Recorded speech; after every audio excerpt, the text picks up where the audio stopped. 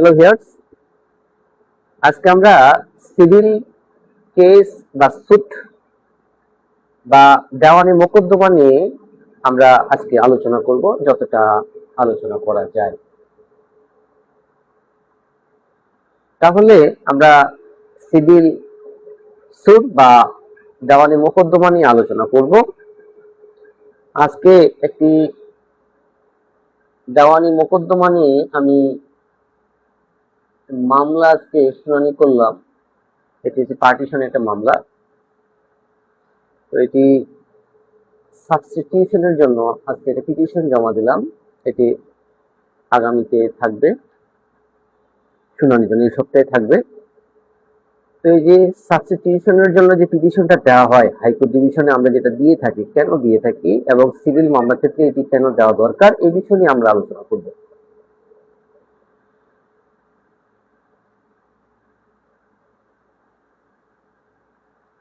আশা করি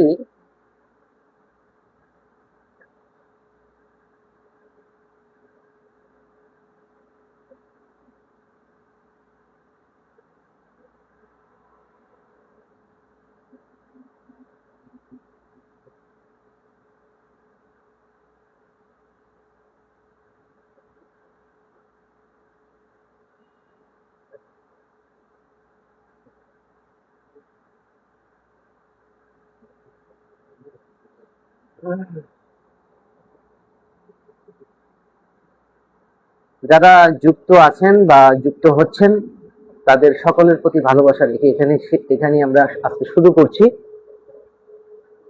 যে অনেকে সময় দিচ্ছেন, অনেকে শুনতেছেন, বিভিন্ন কমেন্টস করতেছেন। তো এটি আসলে আমার জন্য একটা বিশাল বড় পাওয়া, অনেক বড় পাওয়া একটা বিষয়। তো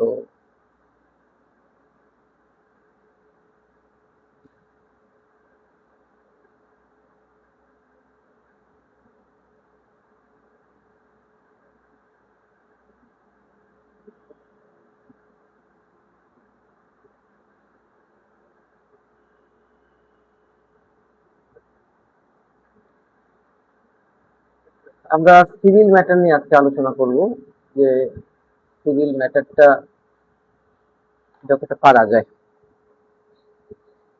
আমি একটু পিসিতে সেট করতে যাচ্ছি, পারতেছি না। বুঝলাম না আসলে কেন হচ্ছে।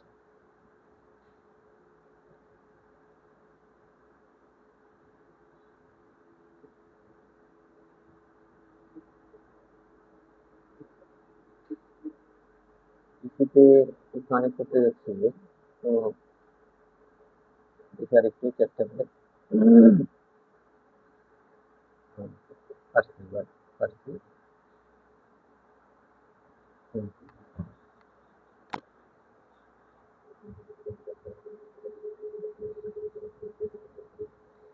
আমরা কানেক্ট হতে পারছি, আশা করি।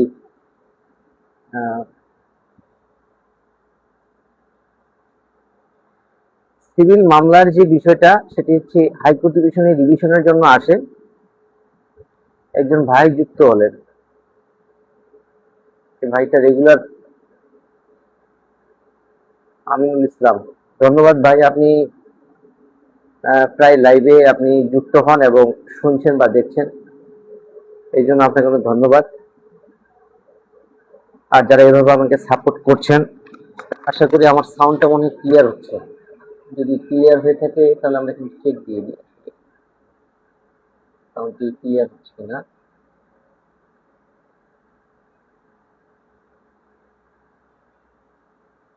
সাউন্ডটি ক্লিয়ার হচ্ছে?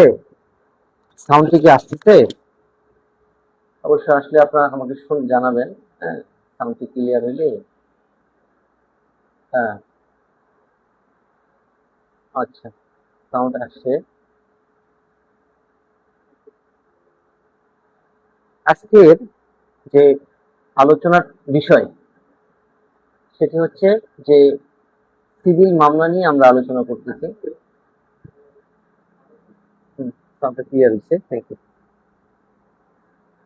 এই যে হাইকোর্ট ডিভিশনে নিম্ন আদালতে যে ট্রায়াল কোর্টে মামলাটি আপিল আদালতে হেরে, সাধারণত সিভিল মামলার ক্ষেত্রে দেখি যে আমরা দুটি কোর্ট হেরে এই হাইকোর্ট ডিভিশনে আসে। একটি হচ্ছে ট্রায়াল কোর্ট, যেখানে আপনি মামলাটি করেছেন, যেটার বিচার সেখানে হয়, কারণ ক্রিমিনাল মামলা আর সিভিল মামলার মধ্যে পার্থক্য আছে। ক্রিমিনাল মামলা দুই ভাবে করা যায়, একটা হচ্ছে কোর্টে আর একটা হচ্ছে থানায়। তো মামলাটা আপনি থানায় করেন অথবা কোর্টে করেন, মামলাটির যে যে ধারাগুলো, এই ধারাগুলোর সাজা অনুসারে এই ট্রায়াল কোর্টটি কিন্তু চেঞ্জ হয়ে যায়। কিন্তু সিভিল কেসের ক্ষেত্রে বা সিভিল সুটের ক্ষেত্রে যে বিষয়টা হয় সেটি হচ্ছে যে আপনার এই জুরিডিকশনটি আগেই নির্ধারণ করা হয়, যার কারণে এই মামলাটা যেখানে জুরিডিকশন অনুসারে মামলাটি করা হয় সেখানেই কিন্তু ট্রায়াল হয়। তার মানে আপনার যে ট্রায়ালটা হলো, যে কোর্টে ট্রায়ালটা হলো, যেখানে ফাইলিং করেছেন সেখানেই ট্রায়াল হয়। অনেক সময় আবার এই মামলাটা ট্রান্সফার করে ফেলে, সেটা আলাদা বিষয়। অ্যাজ ইউজুয়াল সেখানেই ট্রায়ালটা হয়।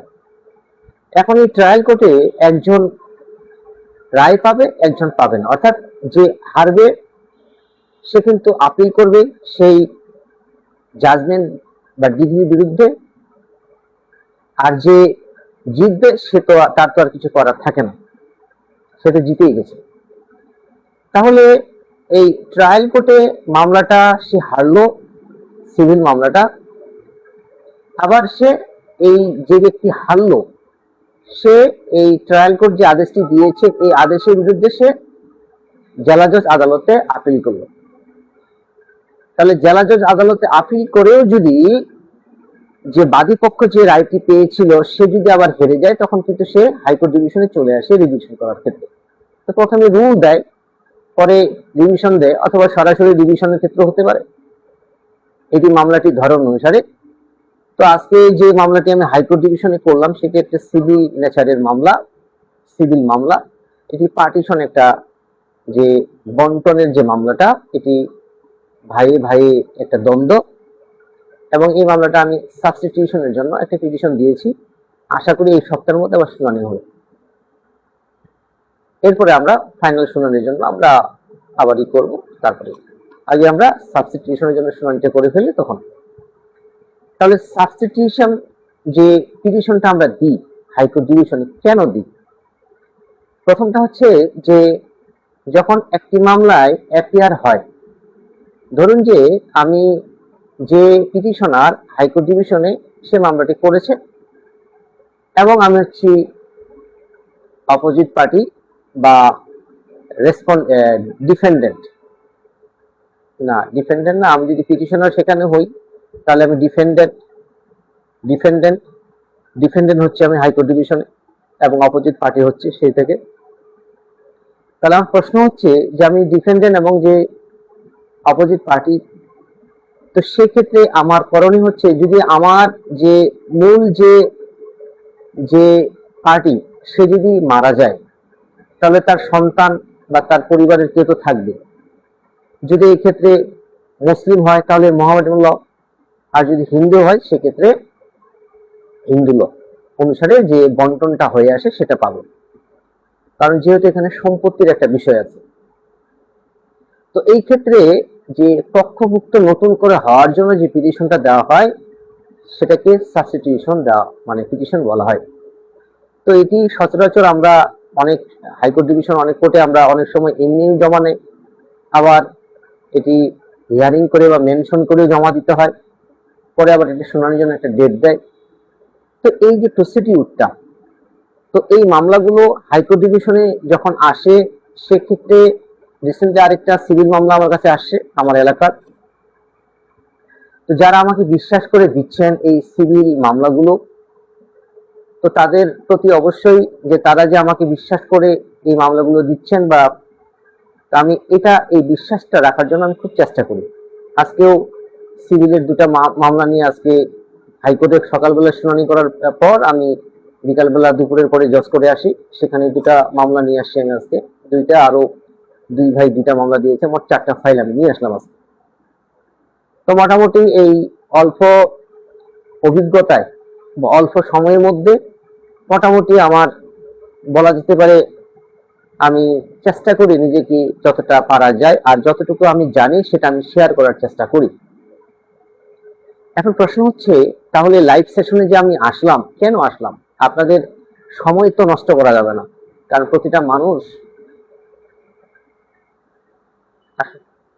প্রতিটা মানুষ তাদের মূল্যবান সময় আছে। তো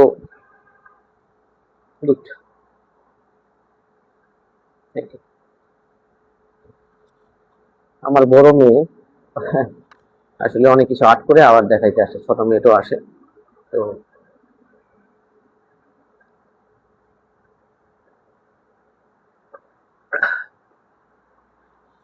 আমরা এবার চলে যাই যে হাইকোর্ট ডিভিশনে যদি আপনি সিভিল মামলা নিয়ে প্র্যাকটিস করতে চান, সেক্ষেত্রে কিন্তু আপনাকে সিভিল ট্রায়ালটা করতে হবে। এখন সিভিল ট্রায়াল যদি আপনি না করেন, এই আনা গন্ডা করা ক্রান্তি তিল যদি হিসাব না বুঝেন, এই হিসাবটা বের করা যদি না বুঝেন, এবং এই পর্চা থেকে বা খতিয়ান থেকে কে কতটুকু সম্পত্তি পাবে এবং কার কতটুকু সম্পত্তি দাবি করতে পারবে, এবং এই 16 আনার মধ্যে যদি 5 জন থাকে তাদের দাগ অনুসারে কতটুকু সম্পত্তি পাওনা আছে, এগুলো যদি ভালো ধারণা না থাকে তাহলে হাইকোর্ট ডিভিশনে সিভিল মামলাটা করা খুব কঠিন হয়ে যায়। তো যারা সিভিল প্র্যাকটিস করেন তারা অবশ্যই ভালো জানেন, এবং আমি যেহেতু সিভিল মামলা করার সৌভাগ্য হয় এবং যথেষ্ট পরিমাণ সিভিল ফাইল আমি হাইকোর্টে প্র্যাকটিস করার সৌভাগ্য হচ্ছে বা আরো হবে আপনাদের ভালোবাসা আশীর্বাদে, আমার ভগবানের কৃপায়। তো সেই থেকে আমি চেষ্টা করি যে একটি সিভিল মামলা যখন আমার কাছে আসে, এই যে প্রায় 50 বছর, মানে 40 বছর, 70 বছর বা 20 বছর, এই যে একটা মানে চেন যে টানতে হয়, অর্থাৎ সিএস থেকে মানে সিভিলের যে সমস্যাটা হয় সব থেকে বড় বিষয় যে আমাদের যে সিএস থেকে যে চলে আসতে হয় আরএস পর্যন্ত। এখন অনেক জায়গায় আরএস আছে, অনেক জায়গায় বিডিএস আছে, বিএস আছে। ঢাকা যে মেইন সিটিতে যে কর্পোরেশনে যে সেটা হচ্ছে সিটি জরিপ। তো এই পর্যন্ত যে চেনটা টানতে হয় এবং যে দলিলগুলো রয়েছে বায়া দলিলগুলো রয়েছে, আমরা জানি যে সিভিল মামলার ক্ষেত্রে সাধারণত দুই ভাবে অনারশিপটা পাওয়া যায়। একটি হচ্ছে যে যদি আপনি ক্রয়ের সূত্রে মালিক হন, ধরেন যে আমরা সাব কবলা, গিফট, বিভিন্ন ভাবে আপনি যদি ক্রয়ের সূত্রে মালিক হন। আর একটি হচ্ছে আপনার পিতার সম্পত্তি ছিল বা মায়ের সম্পত্তি ছিল, সেখান থেকে আপনি অটো চলে আসছেন মালিকানা। তো সেই ক্ষেত্রে এই মালিকানা নির্ধারণ করা যায় সাধারণত সিভিলে দুই ভাবে। তাহলে আমরা বাই ইনহেরেন্ট আর হচ্ছে বাই সাবকবলা ডিড। তো এই দুইভাবে কিন্তু আমরা মামলাটা এই উত্তর মালিকানা আমরা পাই। তাহলে এই যে পার্টিশন মামলায় যে আজকে আমি সাবস্টিটিউশনের যে পিটিশনটা দিলাম হাইকোর্ট ডিভিশনে, এটি কেন দিলাম? এটি এই জন্যই দিলাম যে মূল যে পার্টি সে মারা গেছে এবং তার 2 সন্তান আছে, তার 2 সন্তানকে এইখানে পক্ষভুক্ত করতে হবে। কারণ যে মারা গেছে সে তো আর আসতে পারে না, এটা তো আমরা সবাই জানি যে দিস ইজ ইউনিভার্সাল, যে মারা যেহেতু গেছে সেখানে আর কিছু করণীয় নেই। যারা উত্তরাধিকার রয়েছে তাদেরকে আমরা এখানে পক্ষভুক্ত করব। এই পক্ষভুক্ত করার জন্য সাবস্টিটিউশনের যে পিটিশনটা আমরা দিয়ে থাকি। এখন প্রশ্ন হচ্ছে যে সাবস্টিটিউশনের পিটিশনটা দেওয়ার পর শুধু কি আমরা এই পর্যন্ত থাকবো? এটা হিয়ারিং করব, এবং এই হিয়ারিং করার সাথে সাথে যে মামলার যে পুরো ফাইল রয়েছে এটির পরিমাণটা এবং যে চেন অফ টাইটেল যেটা রয়েছে সেটাকে আমরা বের করে ফেলবো। তাহলে হবে কি, যখন আমরা ফাইনাল শুনানি করব সেই ক্ষেত্রে তখন আমরা ভালো মতো হিয়ারিংটা করতে পারবো। কারণ আমরা জানি যে সিভিল ম্যাটারের ক্ষেত্রে যদি আপনার ডকুমেন্ট সম্পর্কে, যেটা পেপার সম্পর্কে আমরা বলে থাকি, যে দলিল, তারপরে খাজনা রসিদ, ডিসিআর, পর্চা বা যেটা খতিয়ান বলে থাকি, সিএস, এসএ, আরএস, যদি সিটি থাকে সিটি, নাহলে বিএস থাকলে, বিবিএস থাকলে, তো এটা সম্পর্কে আপনাকে চেনটা মিলাইতে হবে। এবং যে ব্যক্তির পক্ষে আপনি যুক্ত হয়েছেন আইনজীবী হিসেবে, সে কতটুকু পরিমাণ পাচ্ছে এটা কিন্তু আপনাকে অবশ্যই সঠিকভাবে নির্ধারণ করতে হবে। যদি এটি সঠিকভাবে নির্ধারণ করতে না পারেন, সেক্ষেত্রে কিন্তু অনেকটা কঠিন হয়ে যাবে। কঠিন মানে আপনি যখন এই হিয়ারিং করবেন, সেখানে অপোজিট পার্টি আপনাকে বিভিন্নভাবে হয়তো কাউন্টার দিয়ে সেখান থেকে রেমেডি পাওয়ার যে সুযোগটা, এটা আপনার কমে যেতে পারে। তো এই জন্য আপনাকে যে মামলাটি আসুক, সে মামলাতে অবশ্যই আপনাকে ভালো মতো স্টাডি করে যে পেপারসগুলো রয়েছে সেটা সেটিং করে নিতে হবে। তাহলে আপনি ভালো মতো হিয়ারিং করে সেখানে আপনার যে ক্লায়েন্ট বিশ্বাস করে যে আসছে, অনেকে দূর থেকে আমাকে ফোন দেয়, ফোন দিয়ে আমাকে কাগজ পাঠায়, আবার আমি মামলাটা রেডি করি, রেডি করার পরে তারা আবার একদিন আসে, এই বিশ্বাস করে কাগজ পাঠানো, টাকা পাঠানো। আমার একটা দিনাজপুরে ক্লায়েন্ট ছিল, তো ওনার সাথে আমার অনেকটা ভালো ডিল হয়েছিল, তবে উনি কাগজ পাঠিয়ে দিয়েছেন এবং সাথে আমার একটা ভালো ফি দিয়েছেন যে পেপারসটা তোলার জন্য। তো এই যে বিশ্বাস করে দিচ্ছেন, এই বিশ্বাস করে দেওয়ার জন্য, এই বিশ্বাসটুকু রাখার জন্য আমি চেষ্টা করি আমার পক্ষ থেকে যাতে কোনো ক্লায়েন্ট যে আশা নিয়ে আসছে সেজন্য নিরাশ না হয়।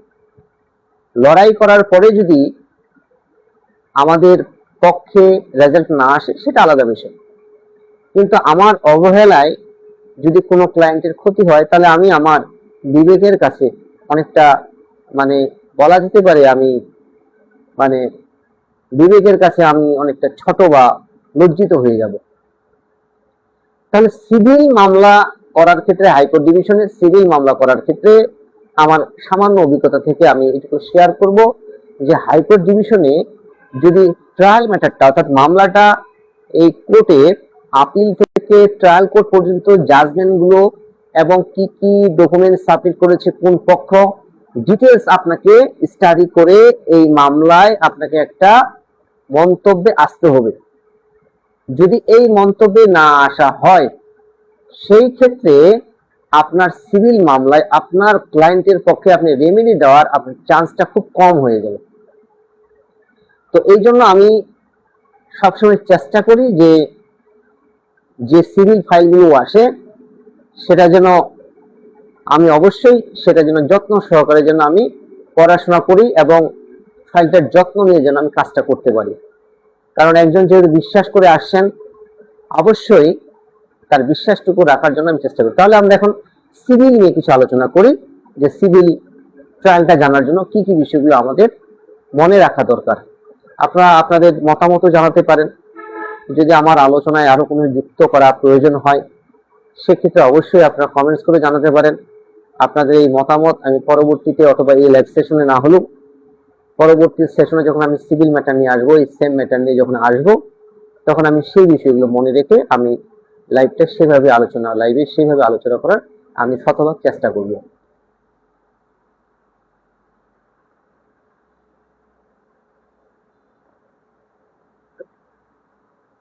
আজকে ঢাকা বারে আমার প্রথম যে চেম্বার ছিল, সেখানকার সিনিয়র ভাই ইউনিভার্সিটির অ্যাডভোকেট সোহেল ভাই, সাথে পারভেজ ব্যাপারী, সুজয় দা, আরাফাত, কালিদাস, আরো অনেক অ্যাডভোকেটের সাথে হঠাৎ করে দেখা, তাদের সাথে সেলফি তুললাম। আসলে এইভাবে সবার সাথে সেলফি তোলা বা আড্ডা দেওয়া, যেহেতু দিন যাচ্ছে সবাই আমরা ব্যস্ত হয়ে যাচ্ছি, তো ধন্যবাদ সোহেল ভাইকে, ধন্যবাদ পারভেজ ব্যাপারী, সুজয় দা, কালিদাস, আরাফাত, সবাইকে ধন্যবাদ।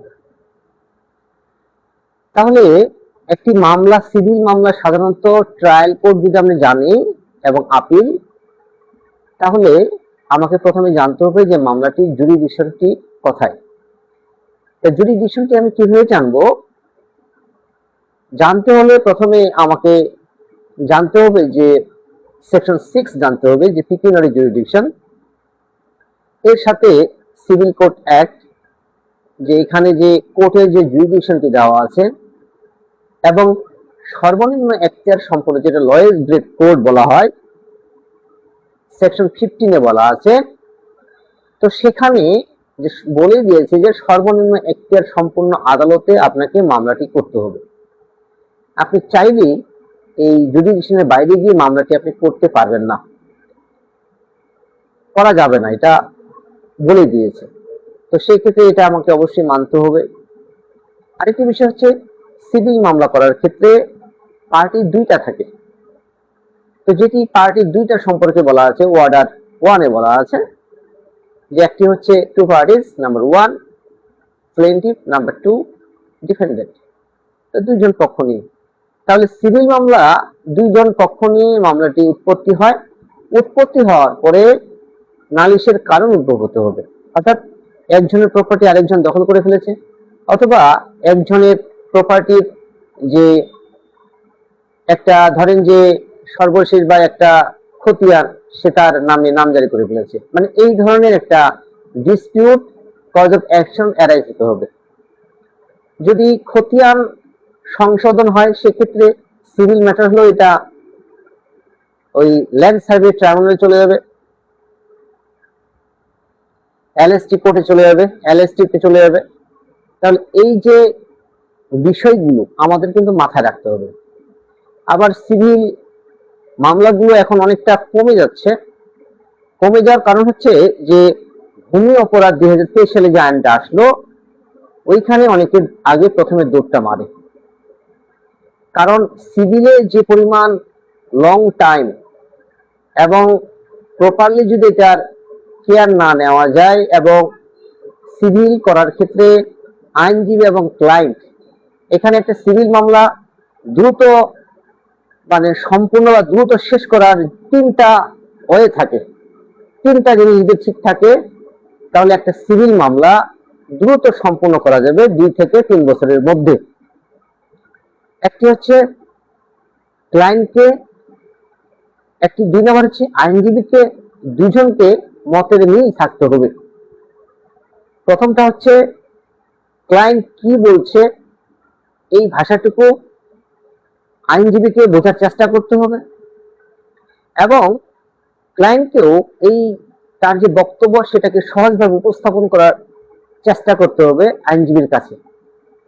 কারণ সহজ একটা বিষয়, যেমন আজকে একজন আমার এই এলাকার এক বড় দাদা কল দিয়েছেন সকালবেলা। তো উনি যেভাবে বলছেন ফোনের মধ্যে, আসলে আমি কনফিউশনের মধ্যে পড়ে গেছি যে আসলে উনি কার পক্ষে, উনি কি বাদীর পক্ষে না বিবাদীর পক্ষে, নাকি যে যে পার্টির কাছে সম্পত্তিটা বিক্রি করে দিয়েছে উনি তার পক্ষে, মানে কোন পক্ষে, আমি কনফিউশনের মধ্যে পড়ে গেছি। মাঝে মাঝে আমি চলে যাচ্ছি এই বাদীর পক্ষে, মাঝে মাঝে বিবাদী, মাঝে মাঝে মানে 3 জন পক্ষ। 2 ভাই নিজেদের সম্পত্তি নিয়ে বন্টন হয়েছে, বাপ আরেকজনের নামে কবলা করে দিয়েছে, 2 ভাই মিলে আবার সম্পত্তি বিক্রি করে দিয়েছে। তাহলে থার্ড পার্টি, 3 জন হয়ে গেল এখানে। তো এখন কার পক্ষে এটা কিন্তু আমি বুঝতে খুব কষ্ট হয়েছে। কয়েক মিনিট আমি তো আসলে কনফিউশনের মধ্যে পড়ে গেছি। তো অ্যান্সারও দেওয়া হচ্ছে একটু ভুল, তো উনি যে অ্যান্সারটাই দিচ্ছে সেটাই ভুল হচ্ছে।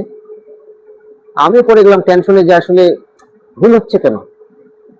পরে আমি ক্লিয়ার হলাম, যে বললাম যে হ্যাঁ আপনার সমস্যা হচ্ছে যে সাব কবলা মূলে যে সম্পত্তিটার মালিক এখানে যার নামে দিয়েছে বা যে ক্রয় করেছে সেই বেচতে পারবে, অন্যজন বেচতে পারবে না। কিন্তু ঘটনা ঘটে গেছে বাপের সম্পত্তি মনে করে 2 ভাই বিক্রি করে দিয়েছে, দলিল পরে দেখছে যে একজনের নামে এটা কবলা করা আছে। তো এই যে বিষয়গুলো ঝামেলা হয়, এখন তো এটা দিন দিন এই ঝামেলাগুলো অনেকটা কমে যাচ্ছে, যেহেতু একজন ডিজিটাল এখন করা হচ্ছে সবকিছুই।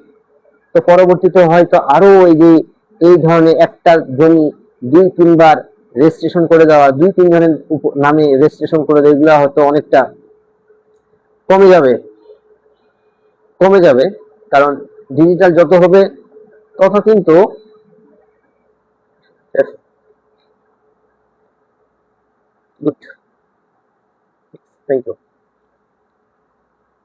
আমরা সিভিলের কিছু বিষয় নিয়ে আজকে আলোচনা করব, গুরুত্বপূর্ণ বিষয়, আশা করি এটা আপনাদের উপকারে আসবে।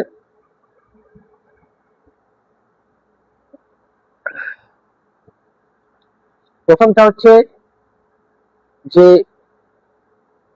সিভিল মামলায় যদি ট্রায়ালে ভালো করতে চায় কেউ, সেক্ষেত্রে তাকে কাগজগুলো সম্পর্কে খুব ভালো জানতে হবে।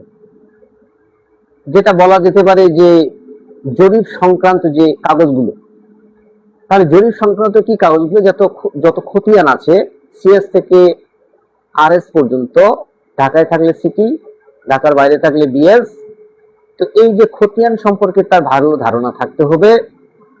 এবং অনেক সময় অনেক এলাকার খতিয়ান, বরিশালের খতিয়ান উল্টাপাল্টা হয়ে গেছে, আমাদের এদিকে যেটা আরএসটা পরে হয় এটাকে আরএসটা আগে হয়ে যায়, এই যে বিষয়টা, তো এই বিষয়গুলো খেয়াল রাখতে হবে। আর কোন ক্লায়েন্ট যদি আপনাকে জমি সংক্রান্ত পরামর্শ চায়, সেক্ষেত্রে অবশ্যই ফাইলটা করা উচিত। আর যতটুকু জানেন ততটুকু তো জানেনই, তবে ফাইলটা পরে যদি পরামর্শ দেওয়া হয়, এটা আমি সবসময় বলি যে কাগজ পাঠিয়ে দেন। এই মানে যতটা পারা যায় সিভিলটা আসলে বাসায় পরে স্টাডি করে যদি পরামর্শটা দেওয়া যায়, তাহলে কিন্তু মানে আরো সঠিক হয়। কারণ এখানে আমি দেখবো যে মানে যে চেন অফ টাইটেলটা ঠিক আছে কিনা, জমির পরিমাণটা ঠিক আছে কিনা, এবং দলিলগুলোতে যে পরিবর্তন হলো মালিক, এটা কিভাবে পরিবর্তন হলো, এবং কে কাকে জমিটা দান করেছে বা ক্রয় করেছে, দখলে কে আছে, কার নামে নামজারি হয়েছে, ডিসিআরটা কার নামে, দাখিলা এখন কে দিচ্ছে, কত সাল পর্যন্ত দাখিলা হয়েছে, তো এই যে ম্যাপ স্কেচ, এগুলো সম্পর্কে ভালো ধারণা থাকতে হবে। আমার অভিজ্ঞতা থেকে আমি এটা মানে বিশ্বাস করি বা মনে করি। তাহলে এই বিষয়গুলো যদি ভালো জানা থাকে, তাহলে সেক্ষেত্রে সিভিল প্র্যাকটিস করার ক্ষেত্রে বলা যেতে পারে এক প্রকার মজাদার একটা প্র্যাকটিস। কারণ অনেক হাইকোর্ট ডিভিশন অনেক সিনিয়র দেখলাম যে শুধু সিভিলই করে আর রিট টুকটাক, আবার অনেকে শুধু রিট করে প্রচুর, সিভিল টুকটাক, আবার অনেকে এই ক্রিমিনাল করে সাথে রিট সার্ভিস ম্যাটার, আবার অনেকে দেখলাম যে ইদানিং অনেক ব্যারিস্টাররা স্ট্যাটাস মারে, দেখলাম যে রাজুকের শুধু উপর রিট করতেছে, রাজুকের উপর রিট করতেছে। আমার করার সৌভাগ্য হয়েছে কয়েকটা রিট, তো আশা করি পরবর্তীতে আরো করার সুযোগ হবে, এবং আপনাদের ভালোবাসা, সাহায্য, সহযোগিতায় সামনে এগিয়ে যাওয়া। আমরা সবশেষে এটুকু বলবো যে আমরা সরলা একাডেমিতে যে আমরা একটি কোর্স চালু করেছি, সেটি হচ্ছে ক্রিমিনাল ট্রায়াল কোর্স। এই ক্রিমিনাল ট্রায়াল কোর্সটি কারা করবেন আমি বলে দিয়েছি, যারা প্রশাসনের দায়িত্বে রয়েছেন, পুলিশ অফিসার, সিআইডি হতে পারে, ইবিআই হতে পারে, অথবা থানায় কর্মরত রয়েছেন, তাদের ক্ষেত্রে বিভিন্নভাবে আমাকে অনেকে কল দেন যে আসলে মামলাটি যখন করব তখন কিন্তু তাদেরকে সেকশনগুলো কিন্তু যুক্ত করে দিতে হয়। ক্রিমিনাল মামলা করার ক্ষেত্রে যখন এফআইআরটা দায়ের করা হয়, তখন সেক্ষেত্রে মামলাটি কোন কোন ধারাগুলো যাবে তাদের মধ্যে কনফিউশন থেকে যায় অনেকটা। তো এই ক্ষেত্রে আমাকেও অনেকে কল দেয়, আবার কেউ না কেউ তো হেল্প করি, আমরা একে অপরের পরিপূরক। কিন্তু যদি এই ক্রিমিনাল ট্রায়াল কোর্সটি তারা করে, সেক্ষেত্রে তাদের জন্য উপকারে আসবে। আর এছাড়াও এটা হচ্ছে যারা শিক্ষানবিশ, ল স্টুডেন্ট, যারা পড়াশোনা এখনো চলমান আছে, সেমিস্টার শেষের দিক, একটা বা দুইটা সেমিস্টার আছে। কারণ আমরা জানি যে অনার্সে যারা আমরা পড়াশোনা করছি প্রাইভেট ইউনিভার্সিটিতে, তো শেষের দিকে দেখা যায় যে ওই 12টা সেমিস্টার হলে 10 সেমিস্টারের পরে কিন্তু আমাদের ড্রাফটিং শুরু হয়ে যায়, civil drafting, criminal drafting, trial. তো এই যে বিষয়গুলো যখনই আপনারা শেষের দিকে আসবেন, তখন সেই ক্ষেত্রে কিন্তু এই ক্রিমিনাল ট্রায়াল কোর্সটি যদি আপনারা করে থাকেন, সেক্ষেত্রে এটা কিন্তু আপনার অনেক উপকারে আসবে, কারণ আপনার বেসিকটা আপনি বুঝতে পারবেন।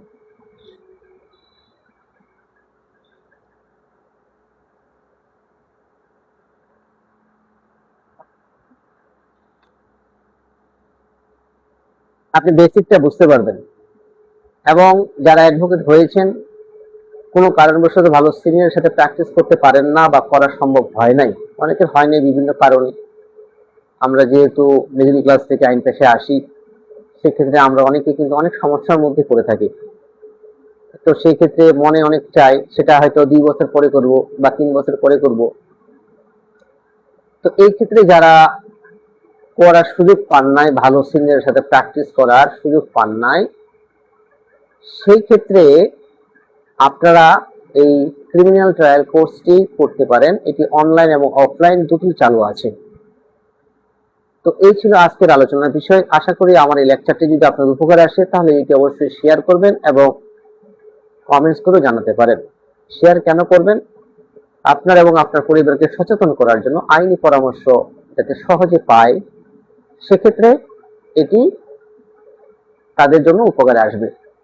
এবং যারা নিয়মিত আমাকে দেখছেন বা শুনছেন তাদের সকলের প্রতি ভালোবাসা রেখে এখানে শেষ করছি। আমি advocate Saral Kumar Roy, supreme court Bangladesh, founder and director of Saral academy. এবং আমার দুটি ইউটিউব চ্যানেল রয়েছে। অনেকে আজকে এই এক বড় ভাই জিজ্ঞাসা করলেন যে ইউটিউব চ্যানেল আছে কিনা। আমি বললাম যে আমার দুটি ইউটিউব চ্যানেল রয়েছে, একটি হচ্ছে সরল একাডেমি আর আরেকটি হচ্ছে ইউটিউব চ্যানেল সরল নিউজ। এই দুটি চ্যানেল আমার আছে। এখানেও আমি লাইভগুলো আমি চেষ্টা করি এবং এই লেকচারগুলো সেখানে আপডেট করি। সেখান থেকে আপনারা এই কালেক্ট করে আপনারা ফ্রি শুনতে পারেন, দেখতে পারেন। তো এই ছিল আজকের আলোচনার বিষয়। আপনারা ভালো থাকবেন, আপনারা সুস্থ থাকেন এবং প্রচুর পরিশ্রম করেন, সততার সহিত পরিশ্রম করেন, প্রচুর টাকা ইনকাম করেন, পরিবারকে দেখেন, সমাজকে দেখেন, দেশে উন্নয়ন করেন এবং দেশের টাকা দেশেই রাখি এবং এই বাংলাদেশকে আমরা সুন্দর একটা পরিবেশ তৈরি করি। বাংলাদেশে যাতে ধর্ম বর্ণ নির্বিশেষে আমরা এখানে বসবাস করতে পারি। আমরা ধর্ম নিয়ে কোনো সংঘাত করব না, আমরা দল নিয়ে কোনো সংঘাত করব না। আমরা আমরা অভাবের বিরুদ্ধে, আমরা কুসংস্কারের বিরুদ্ধে এবং যারা দুর্নীতি করছে তাদের বিরুদ্ধে আমরা লড়াই করি। আমাদের এই দেশটাকে আমরা সুন্দরভাবে গড়তে চাই। যেমন আমরা অনেকে স্বপ্ন দেখি যে অনেক টাকা পয়সা হলে আমরা আমেরিকায় সেটেল হব, অস্ট্রেলিয়া সেটেল হব। বাইরের মানুষ যেন স্বপ্ন দেখে যে আমরা বাংলাদেশে সেটেল হব। তা আমরা যদি এখন থেকে সচেতন হই, আগামী 5 বছর বা 10 বছরের মধ্যে এই দেশটা আরো অনেক সামনের দিকে যাবে। তো আমরা যারা হিন্দু, মুসলিম, বৌদ্ধ, খ্রিস্টান যারা রয়েছি সবাই একে অপরের বলা যেতে পারে ভাইচারা। এবং আমার যত টিচার বলা যায় 99% হচ্ছে মুসলিম। তো সেই ক্ষেত্রে আমরা মিলেমিশে থাকি এবং যারা আমাদের এই ভাইচারার মধ্যে যদি কেউ বিভেদ সৃষ্টি করতে চায় সেটার বিরুদ্ধে আমরা প্রতিবাদ করব। কারণ আমরা শত বছরের আমাদের ভাইচারা এবং এই বাংলাদেশকে সোনার বাংলা, এটা আমরা সোনার বাংলা করার জন্য আমরা সবাই পরিশ্রম করি সততার সহিত এবং আমরা প্রচুর ইনকাম করি, নিজেরা ভালো থাকি, নিজের পরিবারকে এবং যারা আশেপাশে বন্ধু বান্ধব আত্মীয় স্বজন রয়েছে তাদেরকেও যেন আমরা ফান্ডিং করতে পারি। অনেক মেধাবী স্টুডেন্ট আছে যারা টাকার জন্য পড়াশোনা করতে পারে না, তাদেরকে আমরা যারা পারি আমরা চেষ্টা করব তারা যেন ভালো করে পড়াশোনা করে দেশ ও জাতিকে আরো ভালো কিছু দিতে পারে। কারণ আমরা জানি আমরা সবাই একটা ফিক্সড টাইমের জন্য এই দুনিয়াতে আসছি, আবার আমাদের চলে যেতে হবে। তো এই যাওয়া এবং আসার মাঝে আমরা একে অপরের জন্য সহায়তা করতে পারি। আমিও থাকবো না, হয়তো এক সময় আপনারাও থাকবেন না। আমরা একে অপর আস্তে আস্তে করে চলে যাব, পর্যায়ক্রমে চলে যাব। কিন্তু আমরা যাওয়ার আগে সততার সহিত পরিশ্রম করি এবং দেশের জন্য, সমাজের জন্য, পরিবারের জন্য, পিতামাতার জন্য, নিজের ফ্যামিলির জন্য ভালো কিছু করি। তো আজ এ পর্যন্তই। ভালো থাকবেন এবং সবাই যারা আমার পাশে আছেন বা পাশে থাকছেন সকলের প্রতি ভালোবাসা রেখে এখানে শেষ করছি। আপনাদের সকলের সুস্থতা কামনা করি। আমি অ্যাডভোকেট সরল কুমার রায়। নমস্কার।